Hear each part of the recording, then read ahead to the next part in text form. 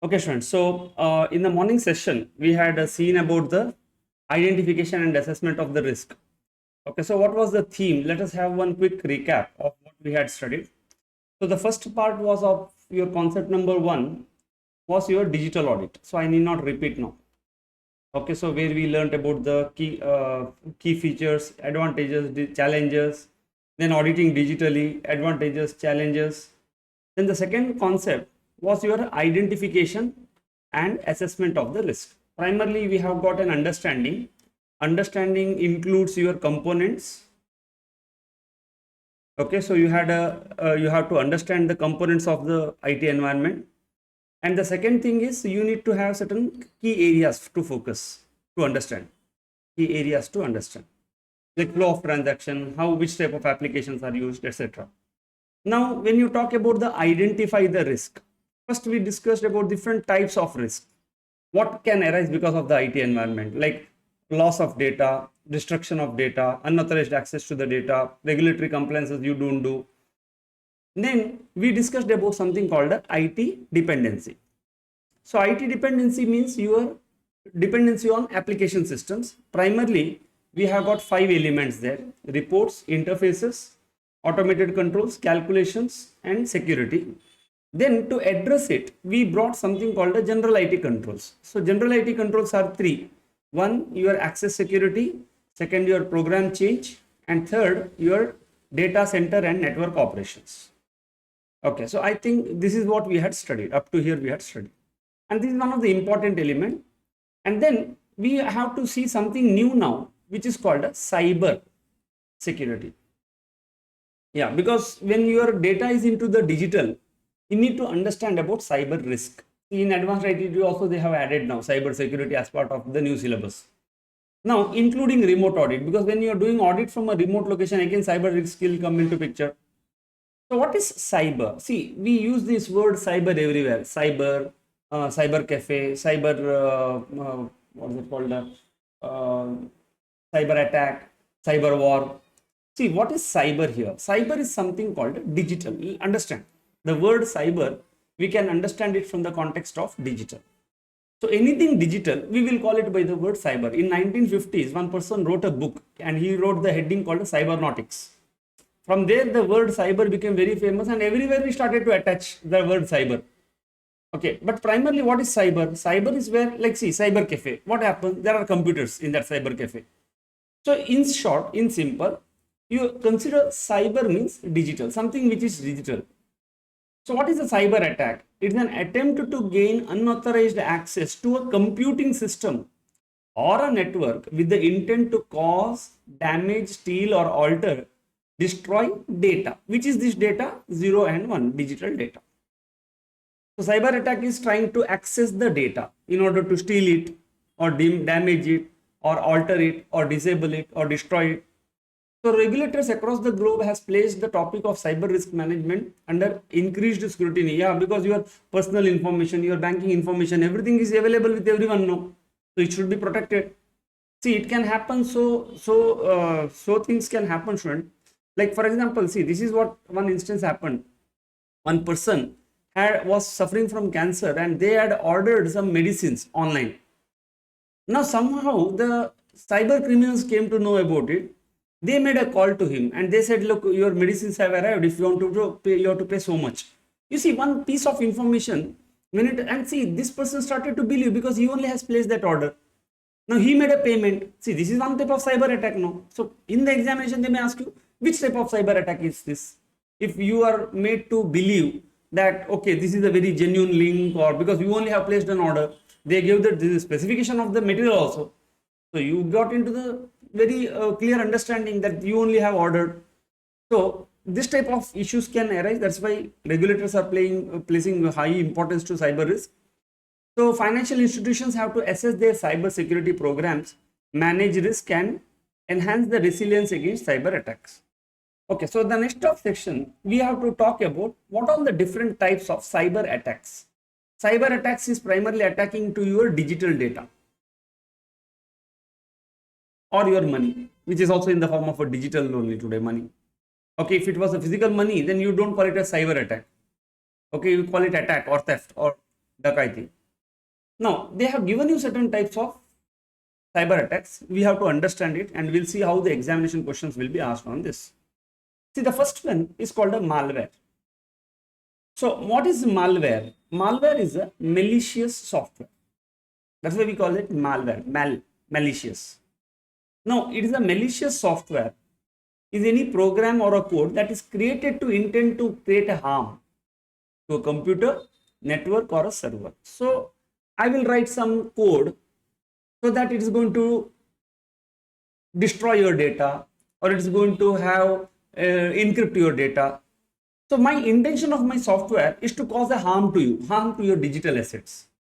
So malware is the most common type of the cyber attack. Its subsets are ransomware, fileless transfer, malware trojans, virus, etc. Okay, let us understand what are the different types of malwares.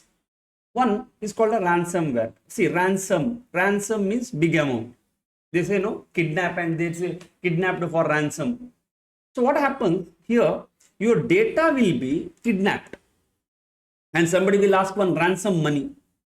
So in a ransom attack, adversary encrypts a victim's data and offer to decrypt key against the exchange for the payment. And this is what recently happened. WannaCry is one of the ransom attack happened, where they asked the payment in Bitcoin. That is the first time even I came to know that there exists something called Bitcoin. They ask the payment in terms of Bitcoin because you cannot trace. Now, they are usually launched through malicious links delivered via phishing emails, but unpatched vulnerability and policy micro configurations are used as well. Now, what is this phishing email? Phishing email is a fraudulent email pretended to come from the legitimate source. Like I explained to you in the previous case, like that cancer patient, or you must have ordered something from Amazon. Somehow someone comes to know that you have ordered. So now what happens? They will send one message to you that I am an Amazon delivery guy. Your order is so and so. Your amount is so and so. It has been already paid and it is going to get delivered today. And you will be getting one OTP. Please tell to that delivery person. See, this is what phishing attack. So you have there are different types of phishing emails. We will discuss it. Now through this, you will be asked to click some link, and that malicious software will get downloaded. And then you encrypt the data and ask for some ransom payment. That's called a ransomware. Ransomware, where is a software, but it is a malicious. And here intention is to take a ransom. No, that's why we call it ransomware. Second, fileless malware.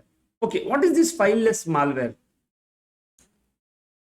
Now, fileless malware is a type of malicious. See, when you send any softwares. See, first of all, please understand the very basic nature. They are asking to sending you one software through some link. That will be .exe file, and you have to install that file. And when you install, first it will ask you one question. Do you want to agree as an admin to install it? When you say yes, then only any software gets installed. Now, see, one thing is I can ask you to install that somewhere. So you get it installed, and then inside that software, I will try to take the attack of the system. What is fileless software? In the fileless malware, where native legitimate tools are that uses the native and legitimate tools built into the system to execute the cyber attack. See, what is the legitimate tool? Suppose if you want to download anything, there is something called a command prompt. Okay, you can go to the start menu. So command prompt will look like this. I'll just show you 1 minute. So you can go to the start menu, and if you type CMD, see, this is called a command prompt. Before your what is that called? Your Microsoft or Apple came with the GUI. You have to speak to computer this language only. Suppose anything you want to install, say I will type here py-m pip install pandas. See, like when I'm trying to tell please install this pandas, now it will go to the website of say Python, and it will try to install that pandas, whichever I'm asking for. See, now it's doing. Did it ask me, do you want to install this file? It didn't ask me. So what will happen in fileless? See, if I'm installing any software, it will always ask me as an admin, do you want to install? But in this case, you see no message came, but installation is happening. Do you see here? Some installations are happening. Did it ever ask me, do you want to install? So what will happen in fileless? Okay, it will happen something like this. I'll just explain to you. 1 minute. See, in a fileless software, no installation message you will get. You will click on link, immediately it will take control over CMD. This is what I just showed you, one black color screen. And there one prompt will be typed, download so and so, so and so. Then you will take control over the system. So instead of asking to install the exe file, they will ask to click one photo or link. Okay, the photo can come in any form. Okay, they can say, they may send one photo and we may feel okay, excited to see that photo. Maybe it is our relative or someone. We just click it. What happens? Nothing happens. But silently, they run the command prompt and connect the system to the hacker system. Just like I showed you here, that CMD black color system. That is one of the way to download any files and also it is a inbuilt legitimate tool, because it is a legitimate tool of the Windows only. Now, unlike traditional malware files, malware does not require an attacker to install any code on the target system. That's why it becomes very hard to detect. I hope you are clear. Now, then there is something called a Trojan horse. See, you must be knowing about the famous Troy case where I think Trojans or someone, okay, they wanted to attack, but they could not enter the fort only. So what they pretend as if they go and they gift one wooden horse. In the wooden horse, soldiers were hiding. Now they decided to bring this Trojan horse inside the city of Troy. And in the night, okay, those soldiers comes out, they open the door for the enemies and the enemy enter and they destroy the city of Troy. Now, what is the Trojan horse here? Trojan horse is one type of malware. But that malware is sitting inside or it is disguised as a legitimate software. So it disguised. See what happened now? This horse was disguised as a legitimate gift. Nobody suspected that inside that there will be some soldiers. So something looks very legitimate to you, but it is actually a malware. Inside that there is some malicious codes written. So a Trojan is a legitimate software disguised as a native operating system program or harmless files like free downloads. Now Trojans are installed through social engineering techniques such as phishing or bait websites. So phishing, I told you, phishing means you get one link as if it is from the known person. So what I can do, I can create one, say, Facebook account. In what is social engineering? Social engineering means somebody studies us. They see our patterns. Okay, if I came to know that you are there, okay, and you are frequently talking to another person in the social media, I can simply take this photo of that person and create one ID. And I can put that person's ID. From this person's ID, I will send you one link. Okay, please see this or something like that. The moment you open, you click this, okay, inside that some software will be hidden. This is, or I can send you some phishing emails as if it has come from the RBI or something, or I can show some bait website. Okay, I will tell you students what happened. See, best example I can give you about a person received one day smartphone. Okay, and imagine this can be anybody. A smartphone was received. Now in that, they said that you had won some contest and all. It was a real smartphone worth say 20,000 rupees. Now the person, anybody will become very happy.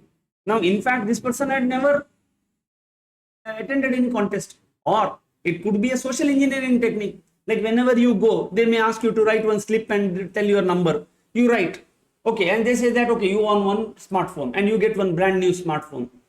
Now what happened? In that smartphone, already some apps were installed.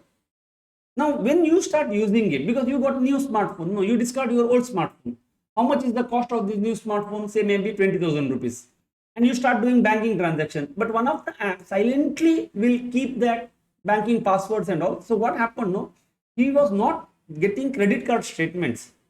And later, when he got a doubt and he checked with the bank statement and all, he found out that loan was taken in his name. Okay, so many activities have happened, so many money. See, what they gave a bait, one smartphone, what they took, so much money they took. So this is, we can call that smartphone is like a Trojan, because inside that some malicious softwares are sitting. So remember, smartphone example you remember for Trojan. Now mobile malware is a type of a malware designed to target the mobile devices. So mobile malware is delivered through malicious downloads, operating system vulnerabilities, phishing, smishing. Okay, we'll see what is smishing, phishing and all, or use of unsecured Wi-Fi. So when you connect to unsecured Wi-Fi and all, someone can enter your system through that. So are you clear about the first type of cyber attack, Shun? The first type of cyber attack is your malware.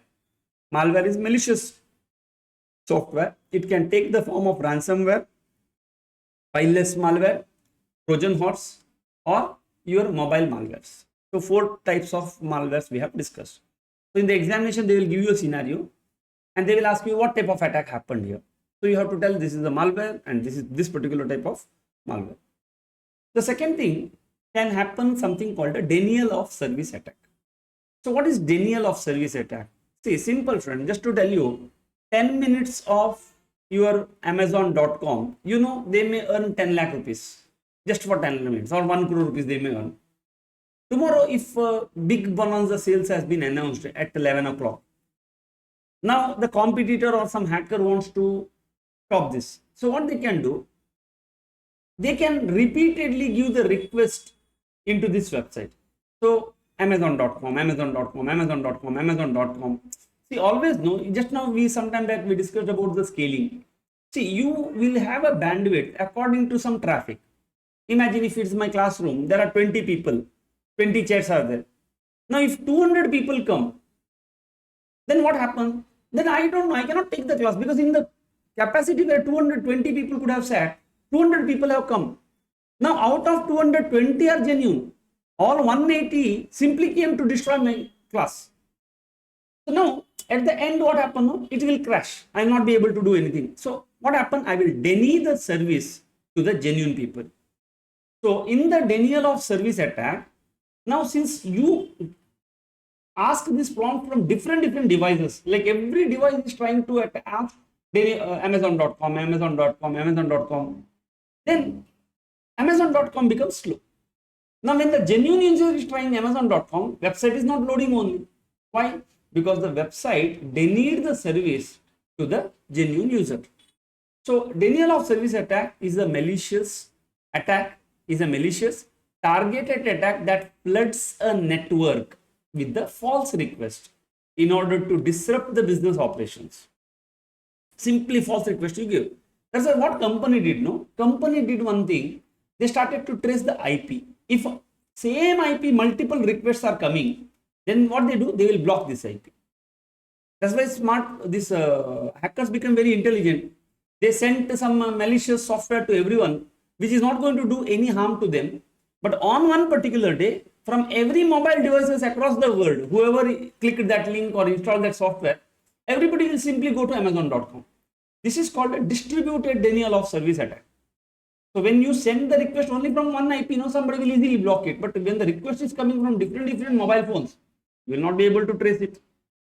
So these are all the types of attack can happen. In a DOS attack, users are unable to perform routine necessary tasks such as accessing the email, websites, etc., operated by a compromised computer. While most DOS attacks do not result into loss of data, they cost the organization in terms of money and other resources. That means their business will be down during that time. Third type of attack is called a phishing attack. Fish. Okay, so that means you are fished. One bait is given to you. Now, phishing, where we use emails, SMS, phone calls, social media, social engineering techniques to entice a victim to share the sensitive information. That's called a phishing. So we use like hooks, different types of hooks, like email we'll use, SMS we'll use, phone call, social media. Okay, or I can do social engineering techniques. Why? I'm trying to see whether you will get caught in this bait. I don't know what you will get caught. Like I'm telling, courier delivery and taking OTP from you. What is that? Social engineering. Or I can have one friend. Okay, see, I'll tell you one more type of attacker. Now, see, generally today people are chatting only. Who will talk today's day? So if I know that you are my relative, okay, these two people are relative. So what I will do, I will create one fake ID with this person's photo or something. I'll send you one message telling something very simple like this, that look Baba, there is one, my neighbor is an army person, he is getting shifted and he want to sell all his furniture at a throwaway price. Are you interested? Now, if someone else would have asked, you would not have trusted. But this message came from someone whom you know. But in fact, that person is not aware, or you might have hacked his system. Now, you say, okay, I am interested. Then you will share the number. Now, you will share, talk to him. He is an army person. That's why they always pretend to be army, because to get that confidence, okay, social engineering. And they will talk to you, they will do this, and they will take one advance from you. Next time, not receivable. This is one type of attack. Followed, no? Digital arrest we are seeing, where through phone calls we threaten. Then I can tell you one more example, very nice way of fooling people. Okay, let me, when I remind, I will tell you. Okay, there are different ways people are getting fooled. Now, what are the different types of phishing attack? One is called a spear phishing. Have you seen spear phishing, students? In phishing, you will have, generally you will have got one hook. But in spear phishing, you have got a spear in your hand. And you must have seen that spear is thrown to one particular fish. That means, when you put one hook here, when you are sending email, SMS or phone calls, you don't know which fish you will catch. But you will catch someone. You will entice them to share the sensitive information. But in the spear phishing, you exactly know whom you are going to attack. So that's why social engineering techniques also will come here. So spear phishing is a type of attack that targets a very specific individual or an organization through some emails. Now what they do, they will steal some sensitive informations, login credentials, etc. Like for example, from LinkedIn profile, some hacker understands that Mr. Rajesh is the CFO of ABC Limited. Somehow he will gather the information through his friends or someone, or he will go there, visit somewhere, and he understands that it is an audit season and there is one auditor who is auditing. So what he can do, he can send one email telling, dear Mr. Rajesh, as discussed with your auditors, please review the attached file before tomorrow board meeting. Now see, he has been addressed, Mr. Rajesh, audit is going on currently. Tomorrow is the board meeting. Every circumstance makes you believe that this mail must come from the genuine source. Now what you do? You just open that attached file. Yes, you got hooked. One malicious Trojan or malicious software must have got downloaded in your system. This type of attack is called a spear phishing because it is very personalized. It is very context based. That's why we call it, it's very personalized. That means when I'm doing spear phishing, I'm not targeting any of the bulk. I know one particular fish. I have kept one eye on that one fish and I'm going to hit that fish only. This is called a spear phishing. What is whaling? Whale is something big. See here, whaling is a type of social engineering attack specifically targeting the senior or C-level executive employees for stealing the money or information, gaining access, etc., or to have a further cyber attack. Like Infosys senior lost 3.7 crore due to digital arrest. Very strange, yeah? Now, what happened? No, they target the high level people because they know low level people how much they can extort, limited. But C-level executives, if you come to know their weakness or something, you can extract high amount of money. There is one thing, something called a CEO attack or something. Okay, I'm not exactly knowing what it is. See what they do, they will send one mail from the CEO's ID and say, please urgently do the payment. See, generally what happens when the payment, see, like for example, your father says or mother says, urgently send me so much money. Now you see, it has come from the father. So you don't question why, what, when. So you may transfer. So that's why this type of mails can happen. Okay. Or here somebody can send a mail to top level executive to gather the information. Okay. I will tell you one more thing. I just remember what type of phishing can happen. See, one more example is like this. Very simple way of execution.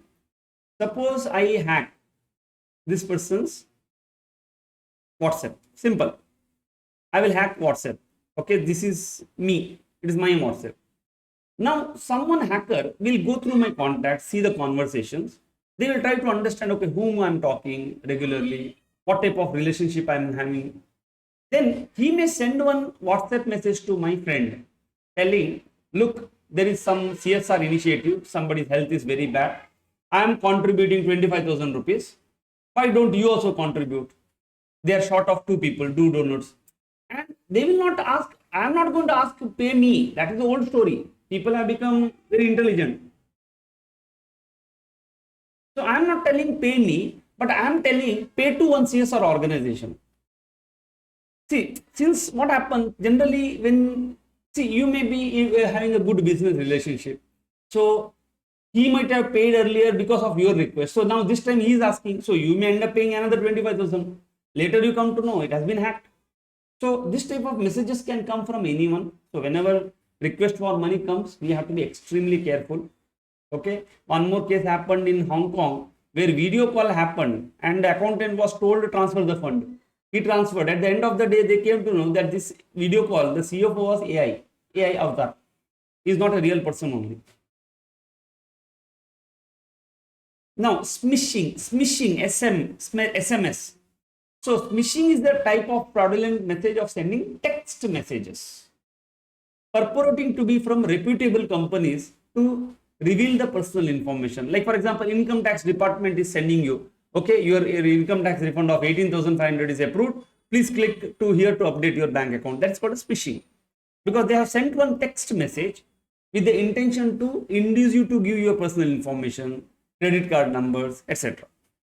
And the last is your wishing. Wishing is a voice, phone call. So they use the phone calls or a voice message to pretend from a reputable organization.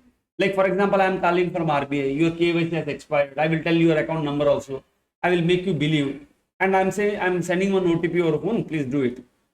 So when we talk about your phishing, there are four types of phishing attack called spear phishing, whaling, smishing, wishing. So phishing is what? Overall, it could have been sent to through email. If you are email, that means it is written text. It's called smishing. Or SMS you could have sent. Phone call, wishing. Or it can be very spear phishing or whaling. I hope it's clear, students. Perfect. Now, Mr. Ranjan, the CEO of a mid-sized company, received one email requesting to urgently update his account details. So this is one of the phishing attack. But in this phishing, which type of phishing? We can say, since he is CEO, we can call it as a whaling. The email appears to be received from the company's bank accounts, having the bank's logo, branding, etc. Also included a link to the website that resembles the bank's login page. Now, Mr. Rajan clicks the link and later he comes to know from the IT department that there is some unauthorized access to the company's financial accounts and identifies that CEO's credentials were compromised. So this type of phishing, we can call it as a spear phishing also, because he might have got a very specific email addressing his name, okay, from his bank, having the bank's logo to make him believe that it has come from the genuine source. This concept is called a phishing, and this existing case is called a spear phishing or whaling. Then we have got the fourth type called a spoofing. Spoofing is like imitating. You imitate. Now, spoofing is a technique through which cyber criminals disguise themselves as a known or a trusted source. Okay, and through that, when they download the malicious software, that's why, see, that is called a malware. How the malware they will download now here? That's why one of the places we have seen that they can show it as a trusted source, disguised as a very proper, legitimate software. Free download. So what can be there inside that? Inside there can be one Trojan. So spoofing is a disguise. They are disguising themselves as a trusted source. In doing so, they are able to engage with the target, access their systems with the goal of stealing information. So you could have told here, this is also a spoofing, where they spoofed with the logo of the bank, branding, official website. Okay, so they imitated that official website. So you can also call it as a spoofing attack. Spoofing plus phishing attack. Spoofing plus spear phishing and whaling. You can call it by different names. Now, what are the different types of spoofing? One is called a domain spoofing. Domain spoofing, where the attacker impersonates as a known business or a fake website. Let's see, students, somewhere I came to know what is the difference between these two. www.ICICI Bank versus ICICI Bank. See, the only difference is this A. The way A is written, no, that way also they will fool you. And generally you will not observe it. And that's why now what they have done, all the banks are going to be into www.bank.in. They have created a new domain, no more com, no more co.in. Every bank should have a website, bank.in. Chalo, very good at it. Because you cannot simply create any website having ending bank.in because it is under the RBI control. No. Now, email spoofing. Email spoofing is where you disguise yourself as a with the forged sender address, because the recipient trusts the elite sender, more likely to open. Okay, you see pi@ognc.com. You may not believe, students, 197 crore rupees fraud happened. You can type in Gmail and Google and check. ONGC had supplied some material to Aramco, and Aramco was supposed to pay 197 crore. Money didn't come. When they asked, where is our money? Then Aramco told, look, Baba, from your commercial department, we got a mail. That mail told all the shipping detail, and they said, your bank account got changed. Please make the payment of 197 crore to new bank account. And Aramco, based on that mail, they made a payment to new bank account, and the amount involved is 197 crore. I don't know what happened to this money. But when they investigated, they saw, instead of pi@ongc.com, the mail had come from ognc.com. This is email spoofing. Through email, you show it as if it has come from a very legitimate source. Here you will be asked to click any link, okay, which looks like a very legitimate domain. I hope it's clear, students. Spoofing part is clear. There are two types of spoofing attack. Then identity based attacks, when a valid user credentials have been properly compromised. See, previously, no, all were faking actually. Like in every example what I gave, I said I just took your what is that called, photo, and I created one fake ID. But in this case, what is that identity based attack? I will hack your ID only. I hack your WhatsApp only. I will hack your Instagram or your LinkedIn. Through that I will send. Now one question comes, how do you hack it? See, same user ID password you must have used across multiple accounts. Like you may have 10 Gmail accounts or different places. Everywhere password is same, digit at 123.123. Now this concept is called a credential stuffing. Credential stuffing means, since you have to remember different password at different places, so all the bank accounts, all the emails, all everywhere, you give only one password at 123. Now at one place, if I understand that your password is password at 123, I can just type another place this password and see whether it works or not. So this is called identity, and the moment I get an control over Gmail, I may start sending those Gmail IDs. Are you clear? So WhatsApp is hacked. They send to make the contribution to some social cause. I just explained some time back. So in the identity based attack, your genuine thing will ID will get attacked. Insider threats. Okay, so this can be another type of your threats where your current or the former employees pose danger to the organization because they already have got direct access to the system. They know exactly, okay, their ID may not have been terminated. So this is called insider threats. They can access your systems, they can destroy your data. The next type of attack is called DNS tunneling. Okay, for this you need to understand, students, what is DNS. See, DNS tunneling goes like this. See, if I type www.icai.org, our systems, internet doesn't understand ICA.org. This request will go to one server called DNS server, domain naming system.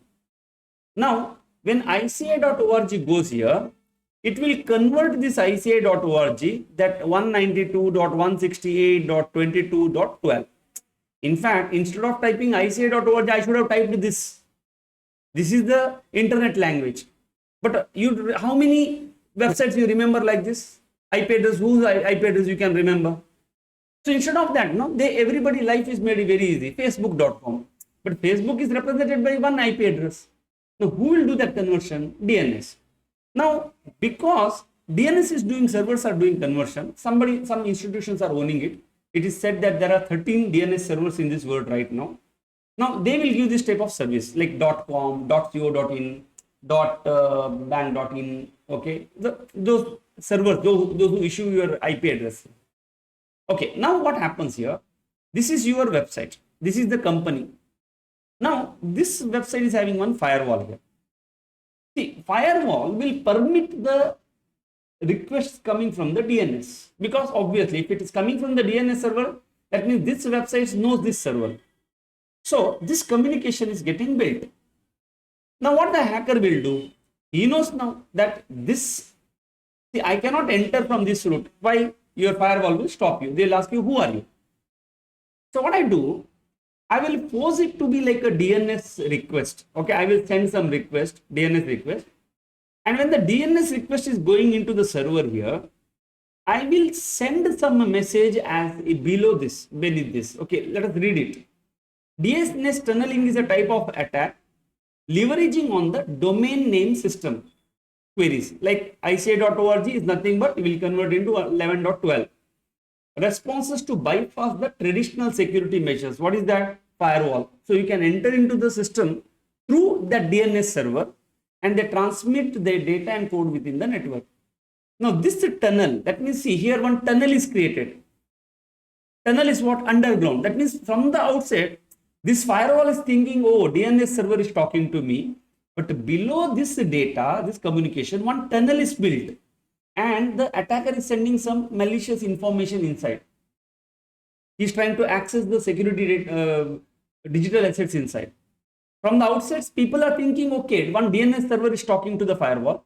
But below this communication, there is some other communications are happening. So the tunnel gives the hacker. Tunnel means something below the ground, which is not visible from the outset. They can help to extract the data, internet protocol, IP or other sensitive information by encoding bit by bit in a series of DNS response. That means I'm not going to do a constant communication. Bit by bit information. Whenever I say ICA.org, one information went. Along with that, I sent one small packet. Packet got delivered. Again, I will do one more from another system, ICA.org. Again, when this request goes to ICA's website, I will send one more small packet. It's getting assembled here inside. Okay, how technically happens, that is the IT people will do. Computer science students are going to understand it. Okay, I'll give an analogy to you. So with this, you should be able to understand DNS tunneling. Imagine students, it is like this. This is me. These are all my students.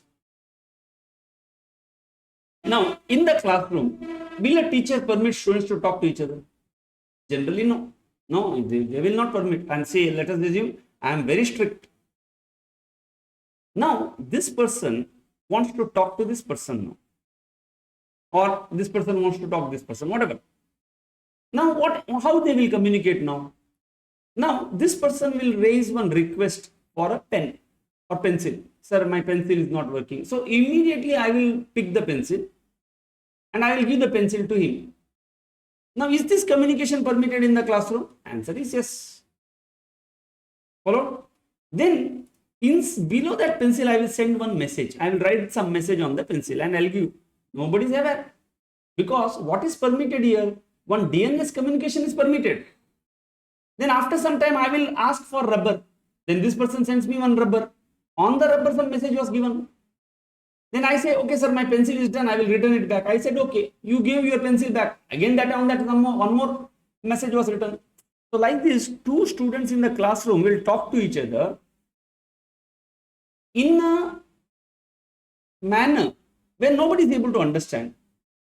They leverage the domain naming system queries because domain naming is permitted. That means your passing on the pencil is permitted. But using that as a medium, they will create one tunnel that below pencil they will write some sensitive information and they just pass on.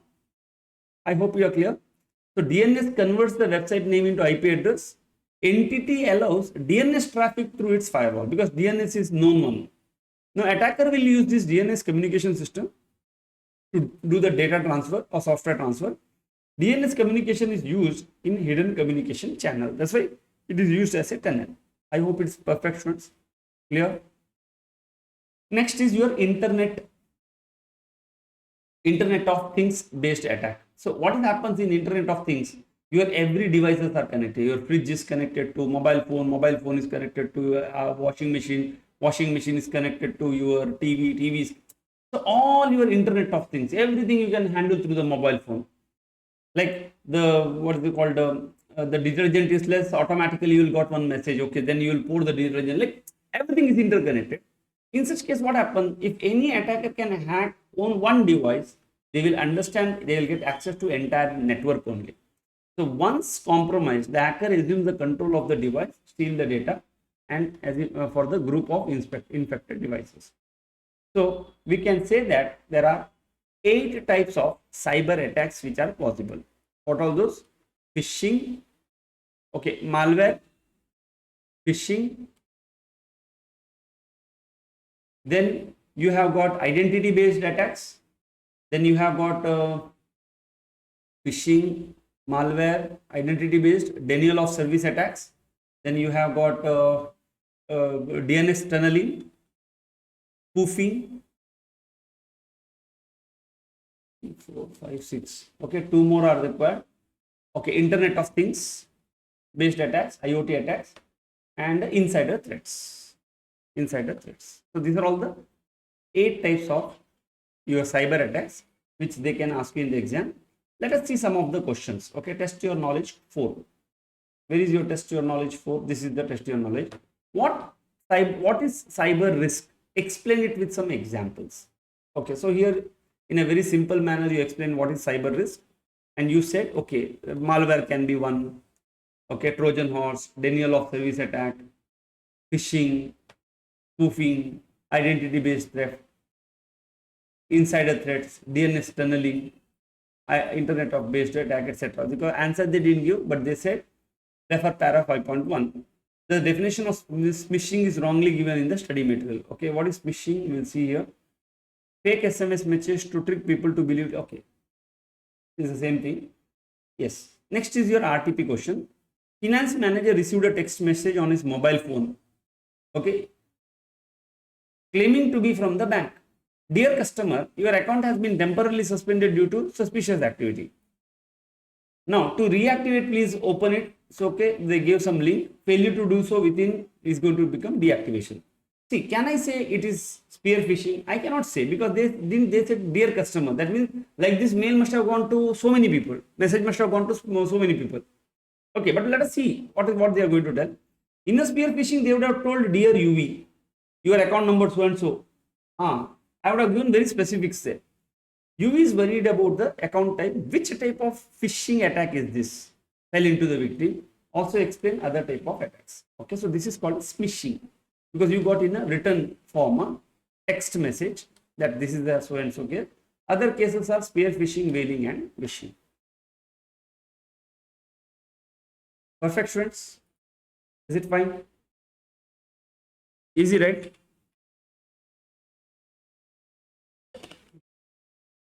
Yes. Next is your. See, we have seen cyber risk now. See what we are doing. Let us go back. We are trying to identify and assess IT risk. So when we are trying to IT risk can take 2 broad forms. One is your general IT risk. Which is this risk? Primarily it is coming from applications. Then you will put the general IT controls. That's it. This is traditional. Okay, your application failures. Okay, so many things can happen. Loss of data, people can get access, data destruction. Now, modern way, there is something called a cyber risk. This is also part of your IT risk. IT risk is a very broad term. Information security risk that can have IT risk, cyber risk. Now, cyber risk, they have given you some 8 types of cyber risk. So, in order to understand whether you have got IT risk or cyber risk, you need to understand the entity and environment or IT environment that you have done. So, you understood what type of IT risk can arise, what type of IT dependency risk can arise, what type of cyber security risk can arise. Now, with regard to cyber security, what is that assessment of the stages of cyber risk? Okay, how do you manage the cyber risk? So stages of cyber risk, there are 3 stages of cyber risk. First, you have to assess the cyber risk. Second, you have to look into the impact of the cyber risk. Assess means measure. Impact means monetary. And third, you need to manage, means put the control. It is very simple. Assess means I can say identify, look its impact and put appropriate controls. So stage number one, assessing the cyber risk. No organization is completely immune to cyber risk. So different people will have different types of cyber risk. So what are every organization should consider some of the common threats like ransomware, phishing, hacking for fraud or theft, insider committing malicious activities, accidental activities, etc. So these are all part you need to consider. What can go wrong? I can say. Like morning also I had given some example. Somebody can change your backup, data backup, then they can destroy the data. So any type of social engineering technique or anything could have happened. The very first thing you need to assess, you need to identify and measure what can go wrong. Second, you need to check cyber attack can improve one or two or more types of risk, can impact one or two or more type of risk. The impact of attack would vary from organization to organization. So some of the indicative areas are regulatory cost. Because of this, no, you may have to pay huge fines and penalty. Because if the customer data gets exposed to the hackers, government can impose so much fines and penalty. Business interruptions can happen. You may have to stop down your business. Data loss, reputation loss, litigations can come. Customers can file complaint against you. Ransomware, that means someone can ask you money to get back your data. Intellectual property theft can happen. That means your secret formula, recipe, patent, it could be stolen and it could get impaired now because it becomes available general public. Incident response cost. Okay, so because the intellectual property theft, when I read now, I just remember one incident, friends. See that today everybody is celebrating one particular day. I'm not recollecting his name also. Okay, just a minute.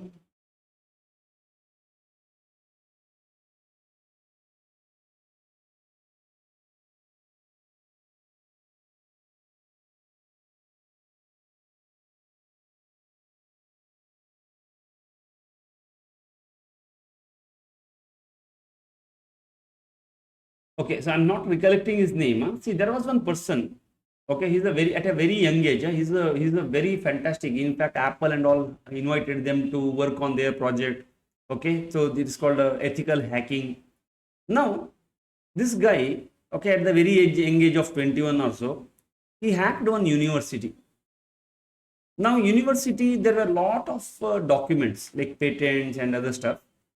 See, this person believed in one social cause. He said that, look, information should not be hidden. You look at our ICA students. All your study material, all question paper, RTP, MTP is on the face of ICA's website. Across the world, anybody can access. You go and check for CPA. No of the other countries are not providing these resources on the face. But ICA is providing. They say, okay, but take this information. Okay, why I should hold it? That is only for my members. If you can use it, use it. See, like this, no, knowledge will improve. And so many innovations are going to happen. But this university kept everything with itself. This young hacker hacked it and gave it to the general public. Please read it. Okay, take from my side. University became very angry and they filed a complaint against this person. He was arrested and he was supposed to get 40 years of imprisonment. Friends, can you imagine? See, something he could not understand the impact of this, what he is doing. At the age of 20, he got arrested and he would have got imprisonment for 40 years. That's why he committed suicide. A very talented person. If he was alive, then I don't know where would have been. Means so many innovations could have happened. But see, this is can happen that somebody can steal your intellectual property, not for money. It could have been for they may distribute to the general public. But that is also somebody has to make an assessment. Organization has to make assessment. Okay, do you have such assets with me? Incident response cost. That means correcting and remediation. That means again you have to make an investigation. What went wrong? You have to correct it. You have to find the remedy. This is also another cost. Breach of privacy, if the personal data of the consumer is hacked, very big problem, fines and penalties can come. So your stages of handling the cyber risk, there are 3 stages. One, you have to make an assessment asking what can go wrong. So you have to consider what is the possibility of different types of threats for you. Second, you need to see if it happens, what is its impact.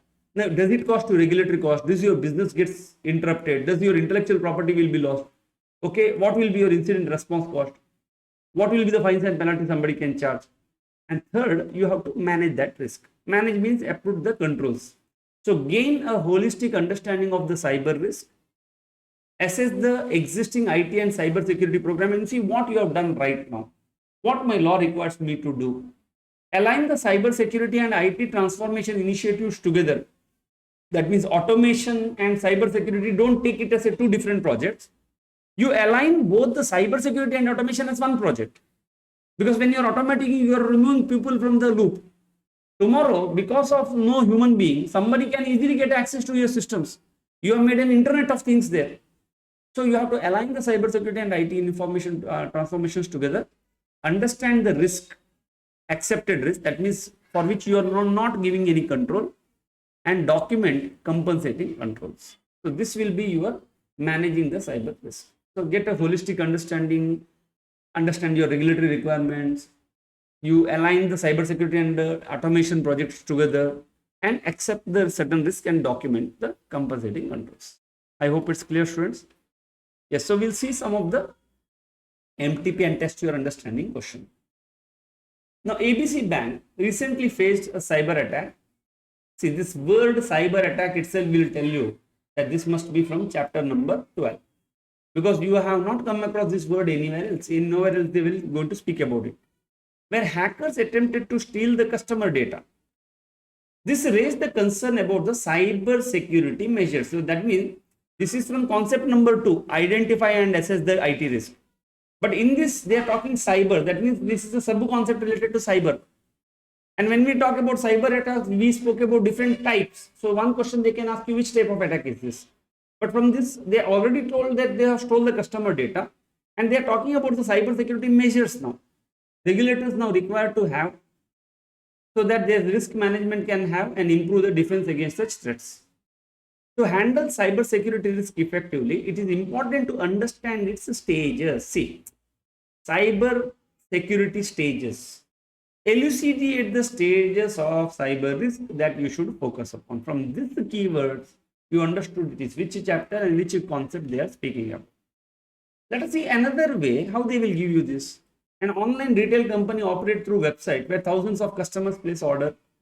One day hacker, see, this keyword will tell you that this is your IT, chapter number 12. They carried on a cyber attack, installed one ransomware, which is part of your malware, that encrypted the company's database and critical system. Employees were not able to access the operational data, customers could not place the orders, website became unavailable, and they asked for large amount of money. So somewhere you came to know that they are talking about the cyber attacks, cyber risk. There was a possibility that the customer's personal data also might have compromised. This is big problem. At least you can recover from this. But if their personal data is compromised and somebody is stealing their money, they will sit on your head now. The company incurred a cost for investigation and system restoration. This is remediation. Faced a decline in the customer trust. Identify and explain the indicative areas where the organization may face impact of cyber risk. See, they are talking about the assessment of the impact. So what are those areas? Okay, so you have to tell assessing the cyber. Okay, there are 3 stages. Assessing the stage 1, assessing. Okay, second stage is to look into the impact of cyber risk, and third is to manage the cyber risk. Okay, so this is what you can explain. Identify the indicative areas and explain it where the organization may face the impact of cyber risk. So I feel, student, you may have to write more about this particular thing, because they only told here that your incidental response cost was there. Okay, your intellectual customer data might have got stored, personal data of the consumer is hacked. So I can say, I can talk about more about this. Anyhow, you remember this question, you can write all the 3 points. Yes, I hope it's clear.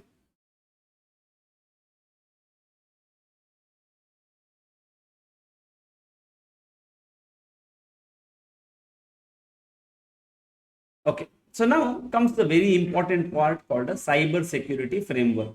See, tomorrow somebody can specialize in this cyber security framework only. See, we have understood that there is something called types of cyber risk. How many? 8. Then, how to assess this cyber risk? There are 3 stages.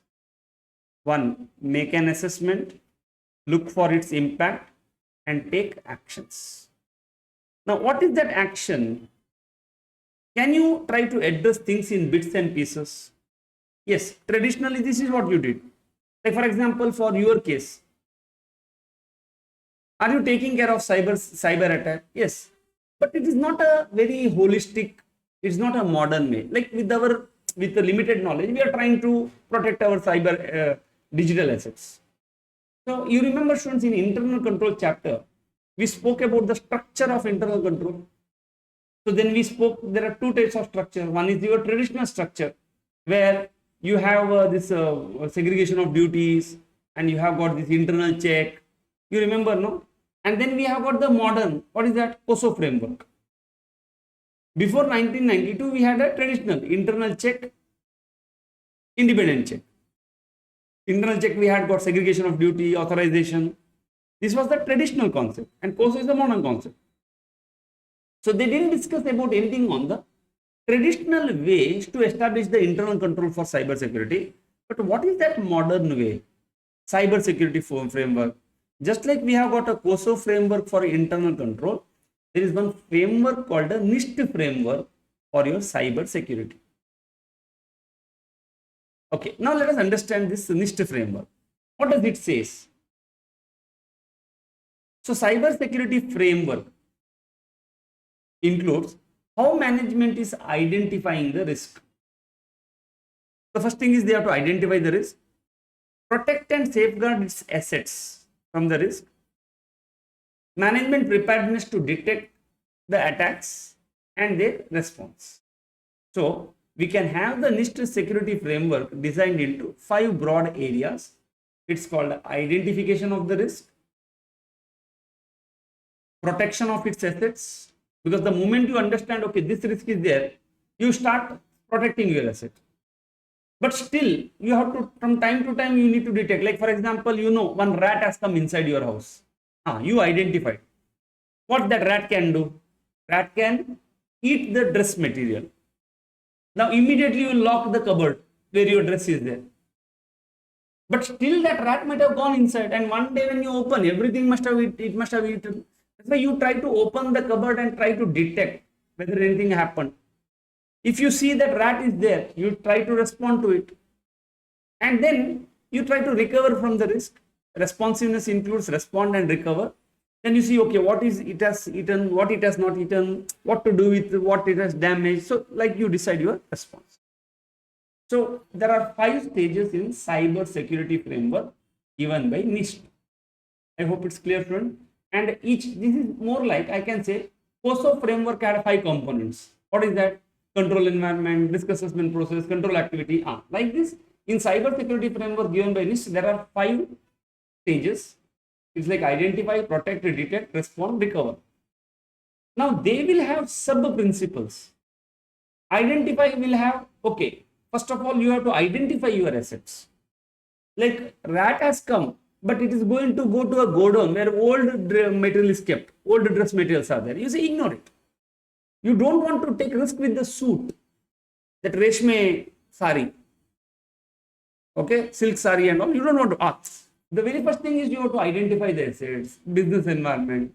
You have to have governance. We'll see this. Risk management, strategy management. Then protect will have some access control, data security, detect, respond, and recover. We'll see one by one. These are all called principles or subcategory of the framework, cyber security framework. They have given in the form of a picture also. That's why it's very important for you. If it is not come for the exam, you have to prepare for it. Now, what is the first principle of your cyber security framework? One, identify the risk. What is your sub principle or sub categories? First, auditor has to determine the entity's risk assessment process considers the cyber security risk. Because risk assessment process should also include identification of cyber security risk. Entity should conduct, you can say identify risks will have point number one, periodic risk assessment and develop the management strategy which identifies the cyber security risk around the IT systems. So from time to time, they have to do a periodic risk assessment. What can go wrong? What type of attacks can happen? So this they have to do it from time to time. Second, they should periodically review inventory of their information asset, and it's called asset management. Okay, what is that assets they have? Like intellectual properties, patents, copyrights, trade secret, which can be vulnerable to this risk. So remember these points, huh? Only these points you can write in the exam, sufficient. So what is included in the identification of the risk? Periodic risk assessment, then periodic review of the assets or inventory of the information assets. Then they need to give one classification, classify and prioritize the protection of the information assets based on sensitivity and the business value. This is what they call the business environment. What is business environment? See, every asset is not important to you. Now, which is that asset which is really important? You have to make one list. That's why you have to give identification, like this is my priority one asset, this is my priority two asset. Then you have to map, okay, cyber security can come, which can affect, so you need to focus on priority one assets. Then fourth, from the governance perspective, you need to review how cyber security risk affect the internal control over financial reporting. In case of adverse attacks, how management is going to assess the impact, recoverability of the financial data. Fourth, management need to identify if any established risk-based cyber security program can be leveraged. So they should see, can I bring NIST? Can I bring ISO? Okay, whatever, any of the program they should bring to determine the overall responsibility for cyber security in the business environment. Entity should establish the roles and responsibility. Okay, so any of the 2 or 3 points you can write, students.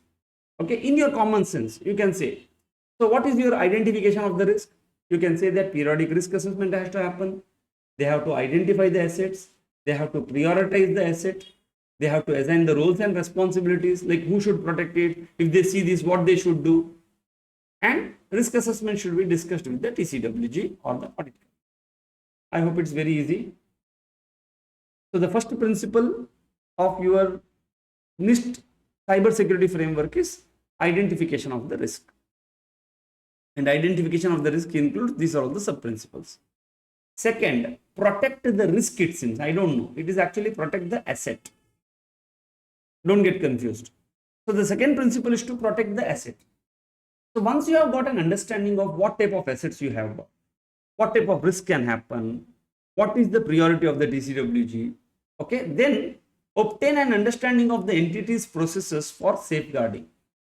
One, you can write, entity should monitor whether there is any unauthorized access happening. Formal training should be conducted to make the teams aware, because majority of the case, friends, every cyber attack happens. See, every attack could have been avoided if there was an awareness. And the majority of the cyber security attack happens because of lack of awareness. That's why every time the police says that, okay, Baba, every time in the mobile phone they say that there is nothing called a digital arrest. Now, why somebody will pay? Because there is no awareness. So we find that lack of awareness is the crucial factor. So what to do? How to protect your asset? One, review who is assessing your assets. Second, you train the people. Tell them, bring this concept to their understanding. Now they should have data security controls for identifying, okay, they should have a process to identify the material digital assets on the balance sheet subject to cyber risk. Okay, they have repeated the same point. Okay, any 2 or 3 points you can write. Okay, you can say that check the unauthorized access and you train the people and check the data security measures. The third is to detect the risk. See, first is to identify, then prioritize your assets. Second is try to protect your assets, but still things can go wrong. So when the things go wrong, one entity should have the controls to identify the cybersecurity risks and incidents to analyze their impact. Review the processes to monitor and detect the cybersecurity breaches. If management has implemented antivirus in their system, because antivirus software can detect it, and to system to secure it from anomalies, or if the firewall logs are continuously monitored, you can verify from that. Okay, any 3 points or 2 points you can study from this. So what is the detection? Management has to put the controls in place to identify the risk and look for antivirus. Okay, check whether the antivirus has been implemented. No response. So since you identified that something has gone wrong, now in case of material cybersecurity or a data breach has been identified, capture the details of the incident and how the incident was identified. So first there should be one review of like what is the issue, who identified, look its impact. Now entity needs to be communicated with those who are ultimately responsible for the framework and TCWG. They should have a response planning. They need to communicate immediately to the TCWG. They need to have a response plan. Security incident response plan helps to take appropriate action. So they need to have incident response plan. Security and all, you can forget it. Incident response plan means if things go wrong, what to do? Like in English movie and all, they must have seen a father tells to the kid, look, if this case happens, if tomorrow this bomb happens here, if I don't come on this particular day, see, they would have given one manual and they said what you should have done. Similarly, response should have that incident response plan. You can underline this so they can take appropriate actions. Then you need to communicate. Response includes primarily, we can say something like this, easy to remember. You underline two things called, you need to have a proper communication to take actions. Then you need to have an incident response plan to take appropriate actions. And management should assess litigation cost, regulatory investigations, and remediation cost as part of the mitigation process. So then they need to assess now what will be the total impact or cost of it. Because happened is happened now. Okay, what will be the total cost? Management should make that assessment. This is part of your response. And last is recover from the risk. Take appropriate actions to recover. So if there is a still virus, you clean it up. Once the impact has been evaluated, communicate to the regulators, TCWG. Now put necessary improvements like patch upgrades, better controls, improved technology, firewall, antivirus. Okay, now this is what you need to do to recover from the risk. Okay, I think students, with your common sense, you can answer this. It's a very simple, plain language only they have written here. So you pick some of the keywords, at least two points you can tell about this. Alternatively, you can explain it from this para also. This is called a risk management process for cyber security. So they can call it by the word risk management process. Anywhere have you come across this word? Risk assessment process we have seen. But the risk assessment process is in COSO. The second step, second component. So risk management process, they will always tell with the cyber security. Okay, what is that? First thing is to identify the risk. Develop the organization understanding about the cyber security risk, asset management, business environment, governance, management strategy. Detect the risk, develop and implement appropriate safeguards like access control, awareness. So you can write from this also. Develop and implement. Okay, third is to respond to the risk, anomalies and events, detection process. Fourth is responding, like communicate to the TCWG, have mitigation plans. And last is recover from the risk, like recovery planning, improvements, communications, okay, changing the software, all those things. Okay, so they can call it by the word cyber risk management process or cyber security framework. Okay, anything they can call it. They can call it in the exam cyber risk management process or cyber security framework. So if you come to know this, this is called a NIST. And I don't think so they have told the word NIST here. Nowhere they must have told in the study material that this is, they are speaking about NIST. Did they tell anywhere? Okay, so I gave it because first of all I was thinking where these things came from. Okay, somewhere from the internet and all I came to know that they are talking about the NIST framework. This is called a NIST framework. Okay, test your knowledge, question 5.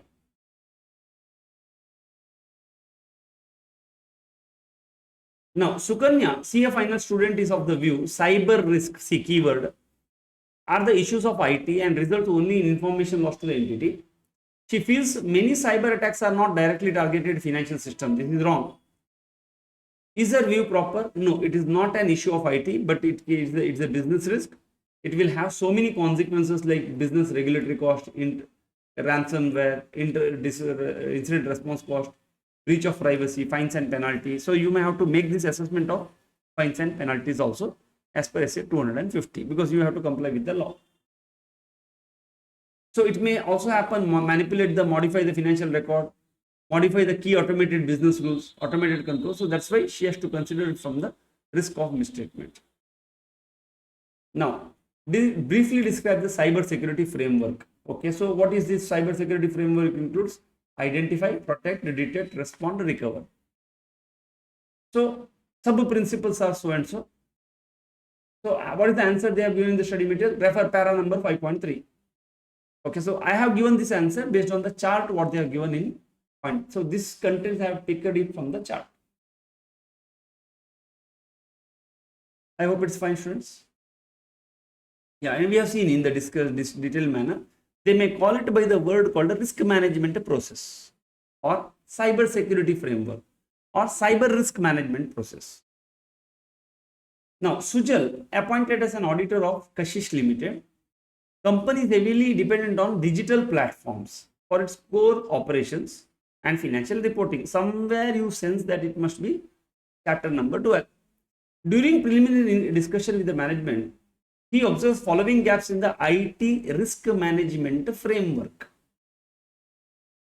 No recent risk assessment of IT environment has been conducted.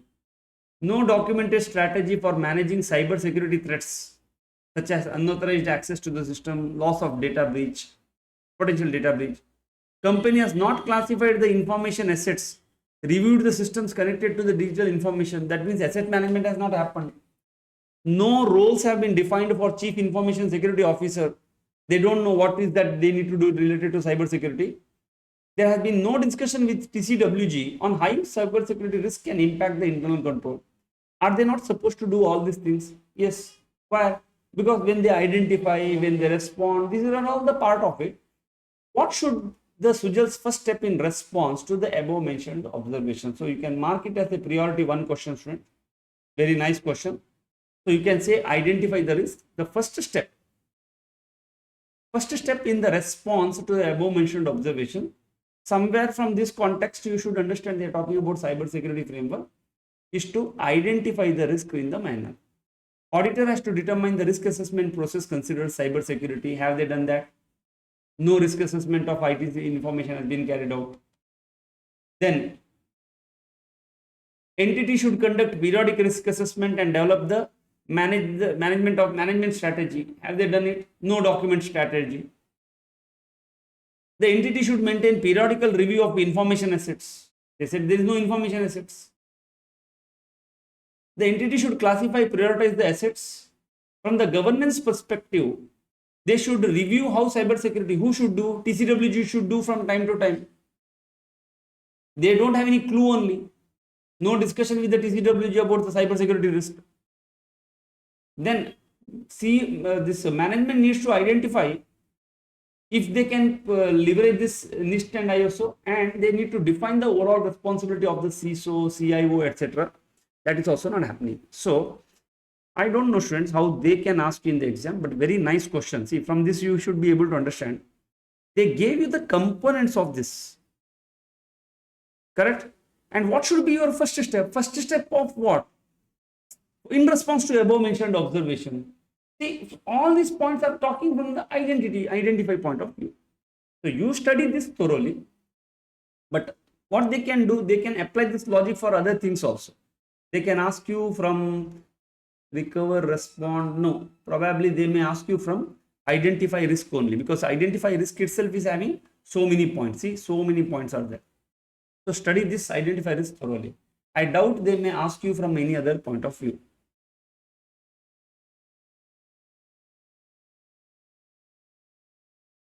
Okay, I hope it's clear. Yeah, this is one of the biggest thing we have done. So we have done with the cyber security framework. Okay, they have given one case study. CEO of a hotel realized their business has become victim of wire fraud. Wire fraud means some online fund transfer. When the account payable executive began to receive insufficient fund notification for regularly incurring bills. Means some bills were there, they were getting paid, but they said funds are not available. How it's possible? So wire fraud means fund transfer fraud.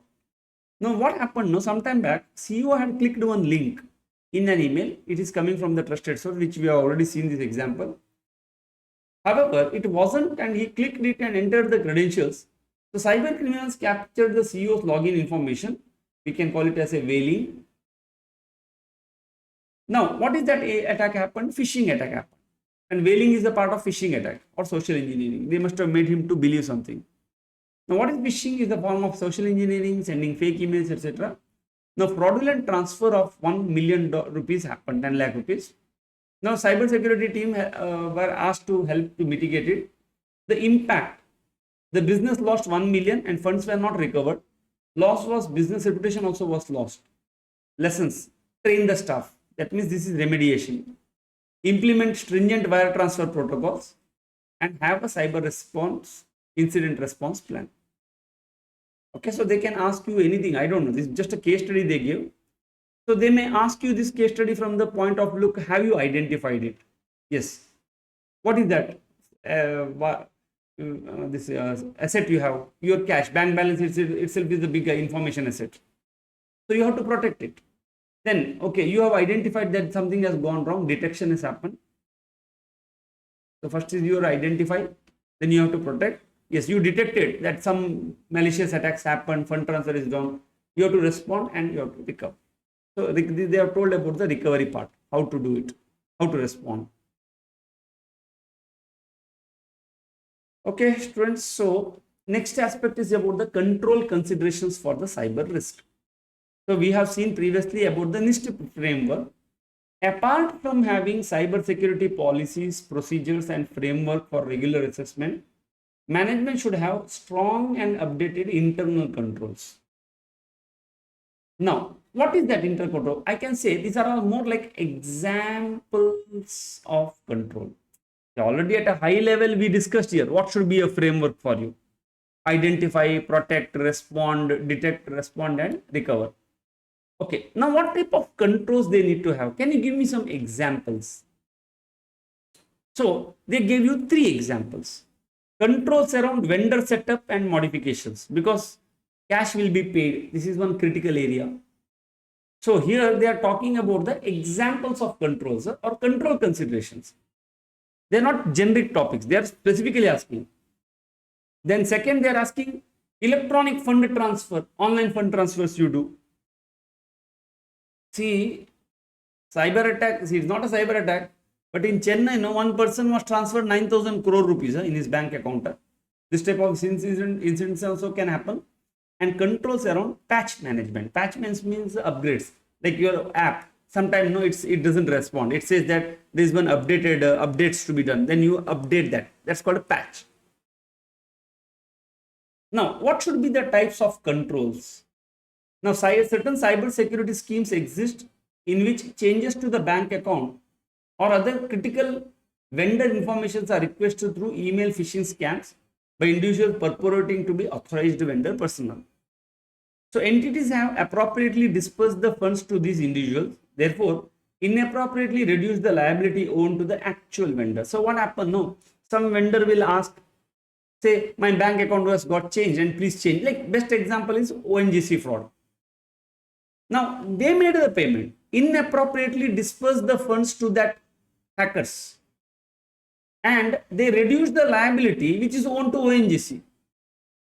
Now, is it a material misstatement? Yes. What entry they should pass? Why? How it's a material misstatement? See, when they paid 197 crore, what entry they were supposed to pass? They should have passed account debit to bank. How much? 197 crore. Instead, what journal entry they passed? ONGC account debit to bank. Did you really pay ONGC? No. Don't you have any obligation to pay? Yes. So how can you debit ONGC? You made a wrong party. No. Hello, if you have to do one fund transfer, you have to make me a payment. Instead of my number, you put somebody's number. Can you say, no, I already made the payment? No, something has to come to me. What is my fault here? So ONGC has to be existing. So this is called a material misstatement. How much? 197 crore. So what are those control considerations for you? So you need to check who, see, in our company, vendor master's bank account detail can be changed only if the physical check is sent by the vendor. Until that, we are not going to change. No soft copy, no scanned copy, nothing. No phone, nothing.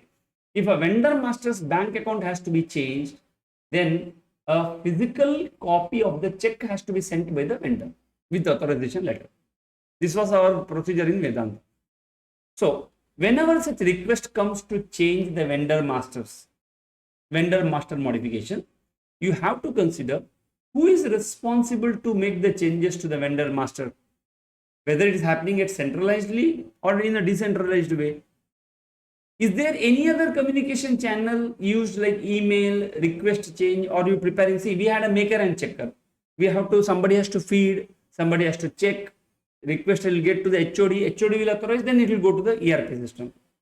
So are you using multi-factor authentications is enabled for email? Now multi-factor authentication means there are three types, like what you are, what you know, what you have. See, there are three types of authentication factors. Now, what is multi-factor? You see, any bank will do at least two, not three, because it becomes very difficult. First of all, who you are, what you have, what you know. These are the three authentication factors. Multi-factor means you will use multiple. Like whenever you do the fund transfer, bank will ask you your debit card, that serial number. This is what you have, plus password, what you know. Or they can scan your retina, who you are, and they may ask you to enter the password also, or show the card, what you have. So when you put this multi-factor authentication, then things will be better. So this is what you see. Is it been enabled? Otherwise, somebody can hack your email and say, no, that my bank account got changed.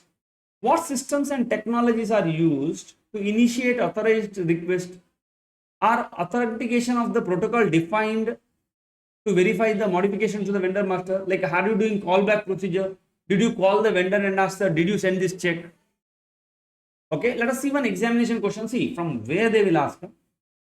Because by this time, no, students would have got fed up with so many things are there. Suddenly one control consideration came. Actually, it is an example they are speaking. Because you may wonder, just now we spoke about control. Now, what is this new control? No, they are example. Let's see in the exam what they asked. TP is a medium-sized company in a manufacturing, retailing, home applications.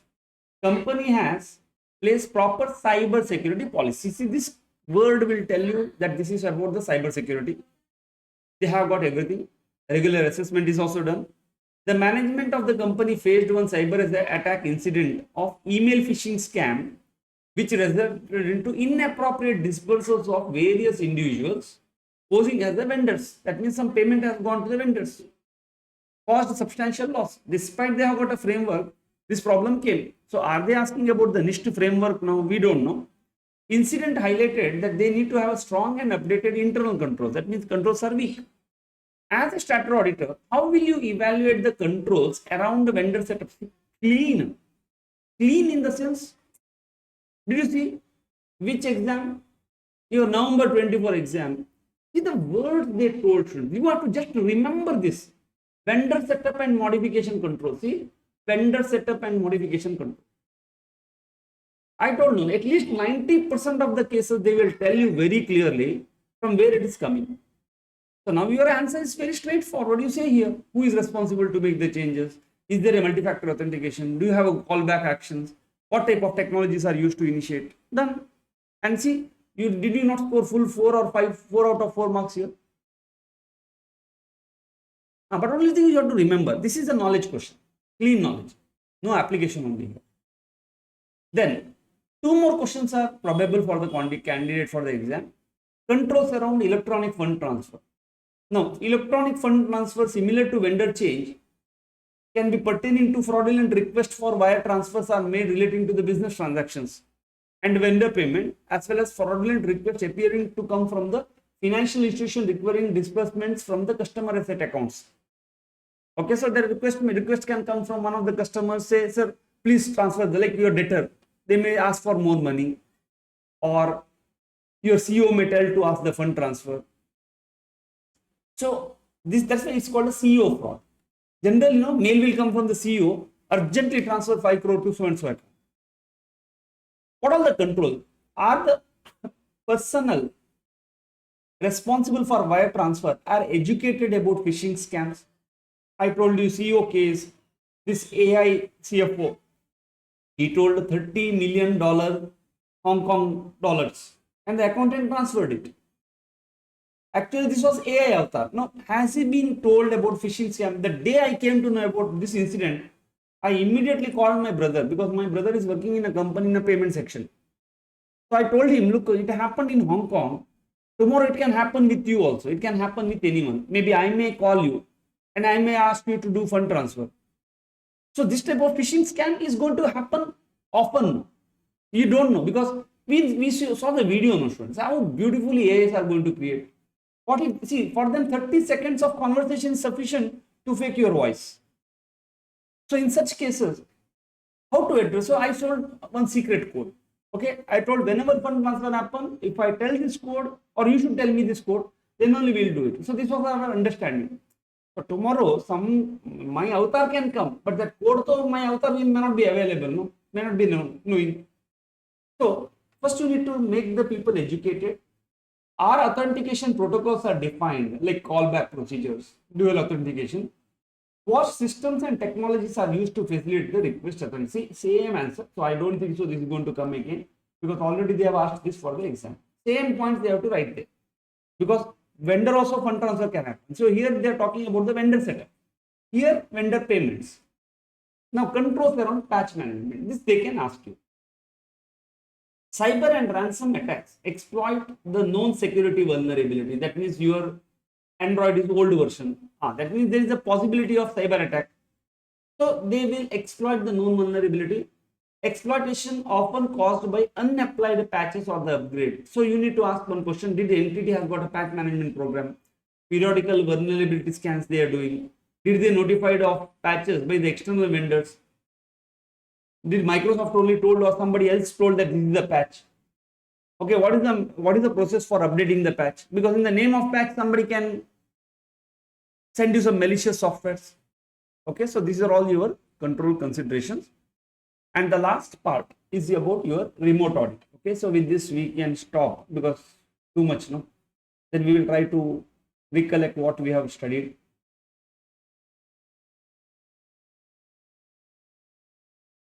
Now, remote audit includes what? See, remote is more like a remote means a remote place, not near, or it's called a virtual audit. See, today it's happening now. Work from home. You sit here and you do the audit of the client sitting in a faraway location.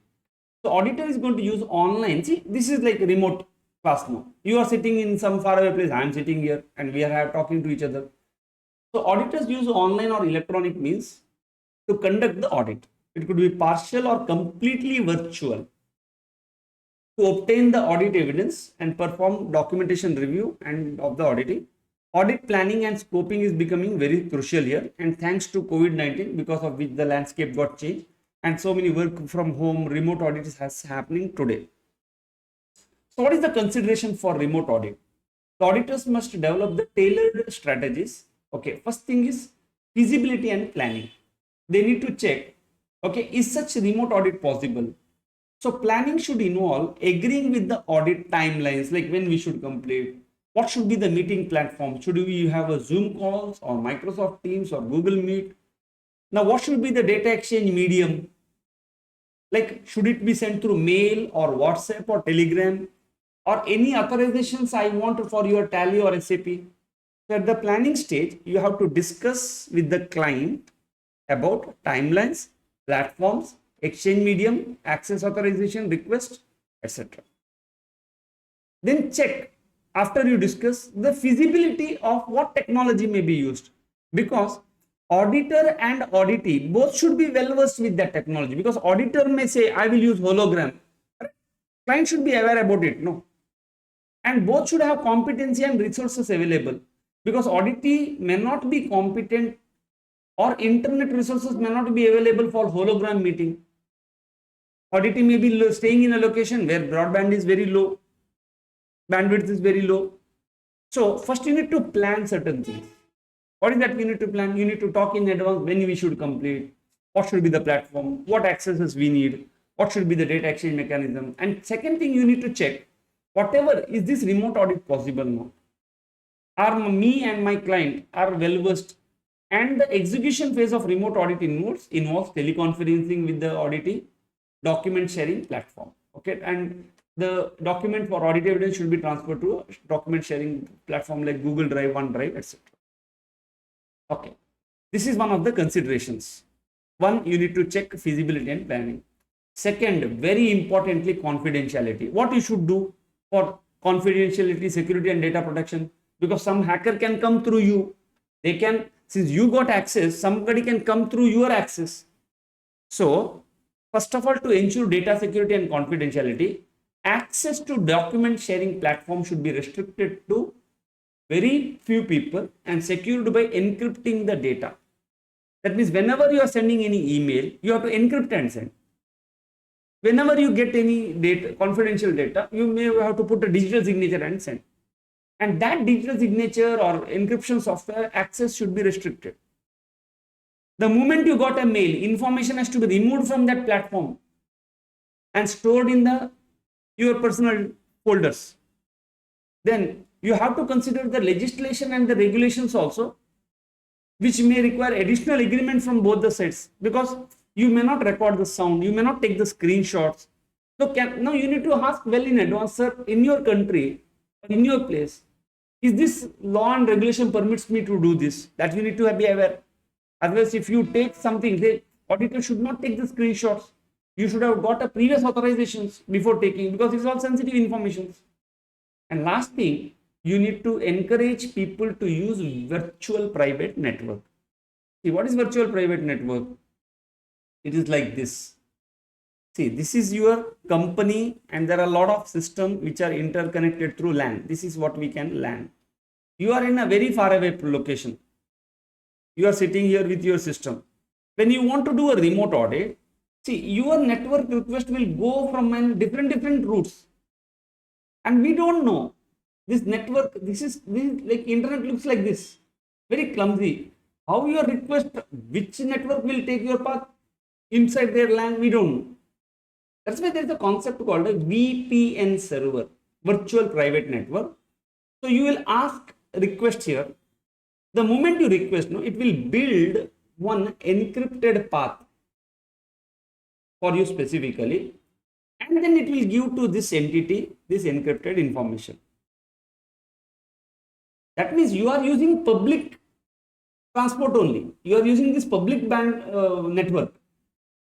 But when it is going through VPN, it will create one very secure communication. So you feel as if you are sitting inside this LAN. You have got every accesses because you access them through VPN. So this VPN usage has to be done because it creates safe and encrypted online connections. Then third considerations, you have to do risk assessment. So communication from the auditor as well as auditor need to be very clear and consistent. Risk for achieving audit objectives are identified. So you should discuss before only what type of risks are there. Okay, it should be very clear and consistent. And assessment, if remote audit would be sufficient, you have to check. Okay, or am I complete? So document for each of the audit involving all the members of the audit team and audit organization representatives. So, and you need to document this. Okay, let us see one test your MTP question, how they have asked you. What are all the advantages and disadvantages of remote audit? Okay, MTP, September 2. Okay, question 14. Now, CA Kabir is an auditor assigned to conduct the remote audit of Betal Limited. The audit will be conducted virtually using online platform. See, with this word you understand that this is okay. This, see, I marked it as priority 1, but already it has come for the exam. So remove it, no priority. Now, with the sharing documents, participating in video conference. So from this you understand this is remote audit. What key considerations should be addressed to ensure effectiveness? Yes, there are three considerations. One, planning and feasibility, security and control, risk assessment. Now, chartered accountants were appointed to engage the providing diverse range of services, software development, cloud solutions. Auditors have to use the online means to conduct the audit. They decided to go for remote audit technology. See, the keyword has been given in the examination, but in MTP it was not there. So the audit team got the first-hand evidence directly from the IT systems. They have been developing tailored strategies to ensure that remote audit meets the requirement. So they are concerned with the confidentiality, security, data protection, etc. Guideline. Okay, so from here only you say that they are talking about this confidentiality, security, data protection, etc. So what are the key considerations? Feasibility, confidentiality, and your risk assessment. Okay, last part is your advantages and disadvantages. So advantages is cost effective, comfort and flexibility, time required to gather, you can spread over the weeks, you need not travel there. So instead of concentrate small period, that means instead of going there for 1 week, since it is remote, you can do every day half an hour, 1 hour. Auditor gets the first-hand evidence directly from the system. Instead of like sitting here, you get the data from there. Global network of experts, you can take help because they are online. Disadvantages, network issues can happen, limited or no ability to visualize the facility or body language of the auditee because you don't know, or they have switched off the what is it called their camera, so you don't know them, you don't know their facial expressions as they what they are trying to communicate. The opportunity to present the doctored documents. Okay, recently it happened, somebody online purchased eggs. He took a picture, gave to Google Gemini and say break more eggs, and it gave perfect, you see in the Google, it broke more eggs. He asked for refund from that quickcommerce.com, and the quick commerce gave him the refund for eggs which were not broken. See, this is what an AI can do. See, they can create factored documents, present the doctored documents. Remote access to sensitive IT system may not be allowed. So security aspects related to the remote access and privacy needs to be addressed. And cultural challenges, lack of knowledge about the local laws. Tomorrow it can put you in danger. So you are not supposed to take the screenshot and you took it. Okay, you recorded their voice. So these things can create a problem. So audit considerations for, okay, you can write one heading called audit considerations for work from home. So we have already seen one question here. What are the advantages and disadvantages of remote audit? You can write this. So what are the advantages and disadvantages? Now, they didn't give the heading here, but I am giving, they are primarily asking work from home. The remote audit is where auditor will get the access to the IT system of the client sitting from faraway place. That's why there are three considerations: planning and feasibility, security, data confidentiality, and your risk assessment. Now, what about the clients are giving the remote access to their employees? So remote auditing plays a vital part, and it has helped during COVID. Now management perception about the remote audit is changing because they give a lot of flexibility in the day-to-day business activities. So they are also, auditors should also considering if access to the system and network is provided post appropriate approvals only to employees who are working remotely. So you have to see, because since I am given access like this, so many employees also might have been given. Is it proper approval processes are followed? Where is the list of employees who are actually working remotely? Are they accessing through VPN? If employees leaving the organization, is their VPN has been terminated? So they can be asking questions on this. So you can write management perception is changing. Consider the employees, take the list and review. And fourth, employees who leave the organization, you check their system. So test your knowledge 15. Okay, it's the same. Test your knowledge 15 question. This is for your advantages and disadvantages. Okay, students. So thank you. I hope you have understood. So tomorrow, I think, yeah, we are done. Almost we are done. Biggest portion is this. So there were only 4 concepts, if you remember. First is our digital audit. Second is your risk assessment, which includes cyber security, framework, this, that, and all. Third, your emerging technology, which we are going to use in the audit. And fourth is future audit. Okay, that's simple. These are all new. This is the key. This is the heart of this particular chapter. So study this chapter thoroughly. Which one? The risk assessment. Yes, so we'll continue tomorrow morning. Hopefully by tomorrow we will complete this chapter.